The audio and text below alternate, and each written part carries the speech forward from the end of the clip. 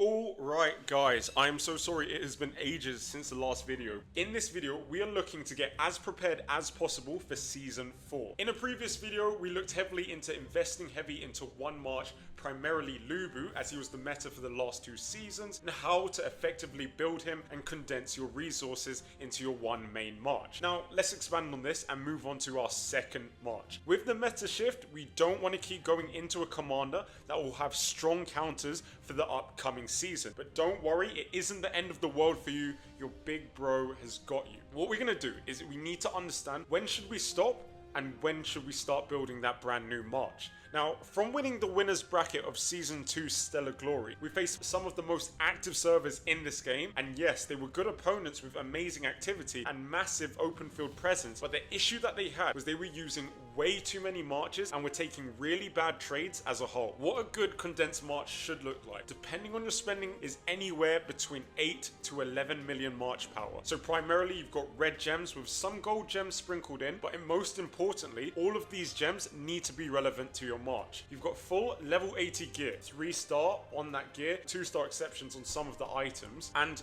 4 to 5 red stars on your skills, with stage 1 tech max. That is what a solid March will look like at this stage of the game. Building a second March and trying to keep up with a meta when your Marches have level 40 gear, blue and purple gems, 1 to 3 red stars on the skills, half your stage 1 tech maxed out, this means you're just going to end up taking horrible trades to smart mid-spenders. Feeding them Mightiest Empire points, your system's just going to be filled with defeat reports. It's just not the way to be competitive in these pay-to-win games. So, given that there is that shift in metas, guys like me who went all in on Lubu, swords and archers are the most natural second or alternative marches. Fortunately for Lubu, Mulan uses similar rings and gems, so that can be traded over quite easily. But realistically, Lubu isn't now bad just because Warrior Pikemen are slightly stronger. But it does mean that you need to be smart when in open field PvP in the likes of Wonder Contest, Battle of Dawn, or even the cross-server raids during the Mightiest Empire. So, having a second March consisting of swords is the best thing that you can do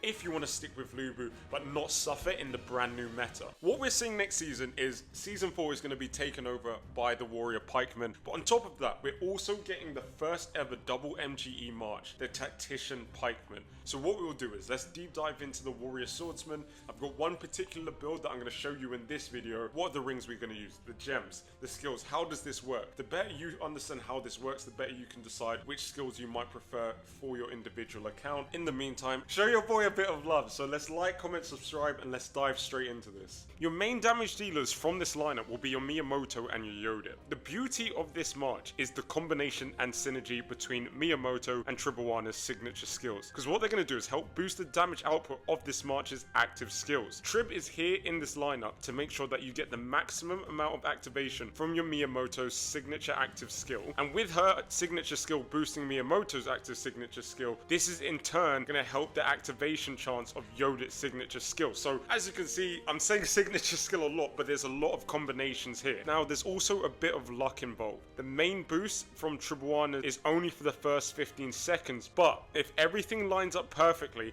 in that first 15 seconds you'll start to see this March pump out some serious damage. And now it will not be Lubu level damage. You're just not going to get close to that Lubu level damage, but it's still damage nonetheless. Both Miyamoto and Yoda's signature active skill are might damage base, and they're going to scale with might bonus. So if you can get the might stat really high on the both of these two, that's going to scale up to do some real massive damage from their signature active skill. To make this all work though, one thing that you need to bear in mind is that Yoda is going to need higher might than Tribhuwana. How Miyamoto's signature skill works, he's going to have a 50% chance to activate the commander that isn't himself the highest might. To make sure that it's Yoda's signature skill that activates and not Tribhuwana's, just keep Yoda's might higher than Tribhuwana's. It's not too hard. Now, the priority skills for this lineup work directly to either boost activation chance of the signature skills or increase damage over time. So for Yoda, we're going to be running Furious Charge and Executor. Furious Charge so that Yoda's signature skill will do more and more damage over time, and then Executor will be increasing her signature skill's activation chance. But not only that, in addition, when her signature skill activates, a 50% chance to increase the skill damage by 80%. Huge. Miyamoto will also take on Furious Charge for the increased damage over time effect, and the other skill varies depending on what you want out of the build. Now, High Spirit for extra 18% activation chance for his signature skill. This is great for battles that last longer than the 15 seconds and lose the 50% activation buff from Tribhuwana. Or you can opt for Earth Crush. This will deal some decent damage, but then also apply Rout. This will deal damage over time as well. I'm gonna put Tribhuwana's skills up on the screen as well. Not gonna dive into too much detail as they're quite straightforward. With Mehmed, he's gonna add some tankiness and survivability to the swordsman build. His two customizable skills bounce off each other really well. So we've got Owl's Lament. What this is gonna do for you is every 6 seconds you're gonna recover your units with a might bonus, and then upon taking skill damage, there is a 75% chance to recover units equal to 25% of the damage taken for 3 seconds, okay? What you want to focus on here is that every 6 seconds you're going to recover your units, because the second customizable skill, Peaceful Haven, really bounces off that first one really well. So after your hero recovers units, so anytime you heal, you're going to reduce your troops' damage taken by 20% for 3 seconds. So you have these two builds here.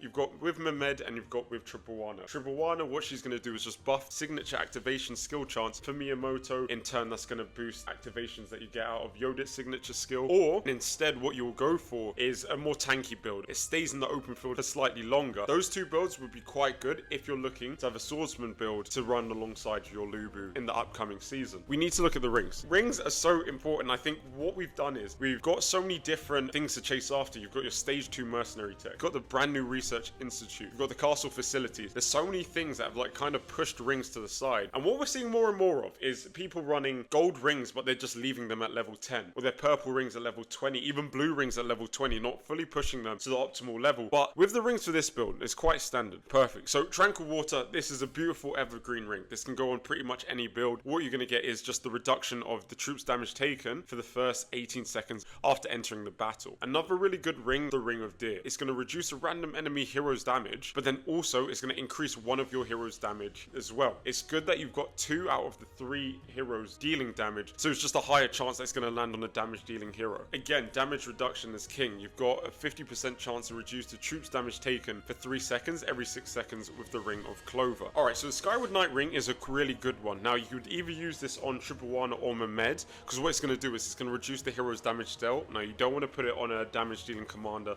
like Miyamoto or Yodit, so you just leave this on Tribhuwana or Mehmed. Then it's going to increase your commander, so it's going to increase Miyamoto's damage with a strategy bonus, and then also it's going to increase Miyamoto's signature active skill activation chance as well. Another great evergreen ring is the Lofty Mountain. So for the first 18 seconds, I'm just going to reduce your troops' might damage taken with an armor bonus. After 18 seconds, increase your troops' damage with a strategy bonus. You should use it on either Miyamoto or Yodit, because you can see there's going to be a boost to commander damage dealt, which is quite cool. Another great ring from this build is the Ring of Falcon. So it's going to grant one of the following effects every 9 seconds. So recover your troops' units or reduce your troops' damage taken. This could be a good ring on both Mehmed and Tribhuwana, as they've both got healing skills, and this ring will boost your healing effect. One thing I want to really emphasize with the rings that I was mentioning slightly earlier. With rings, if you're building a second march, you don't want flimsy rings on them. You really want to get the very best out of every little things that you put on this march, whether it's the gems, the rings, the skills. Everything goes together to boost your overall PvP performance. Rings at the right level are just gonna it's gonna skyrocket things. Because if you look at this ring, let's say for example we take it when it's just at level 10,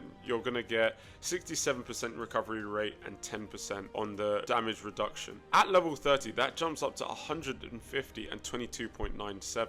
What I'm trying to say here is quite simple and straightforward. When you get these rings to level 30 on your purples, level 30 on your blues, and level 20 on your gold, you're really gonna see the effect of having those extra skills on your march. You might take better trades. When you're looking at building those second rings, or if you're looking at finalizing your first march, just make sure, I know it's difficult, again, pay to win game, I know it's difficult. Get your gold rings to level 20.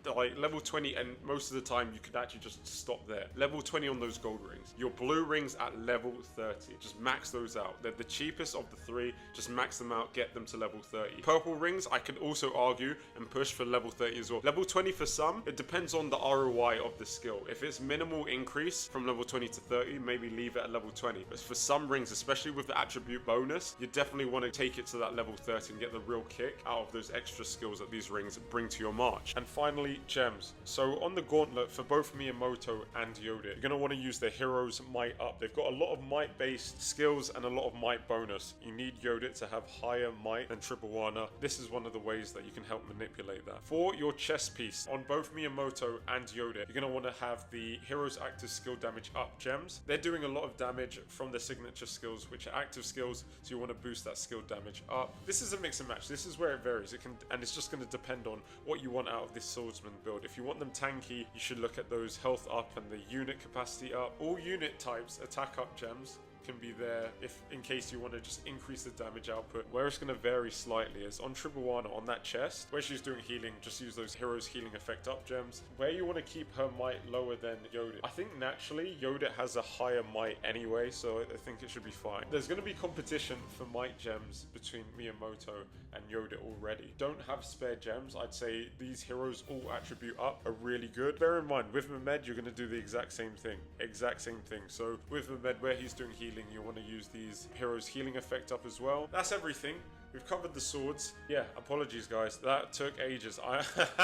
I've been bad. I have been so bad. That took way too long, but we're back into it again. I hope that was helpful, guys. I'll make sure it doesn't take me another month before I post another video. In the meantime, I hope you guys have learned something. Hope you enjoyed. Yeah, peace.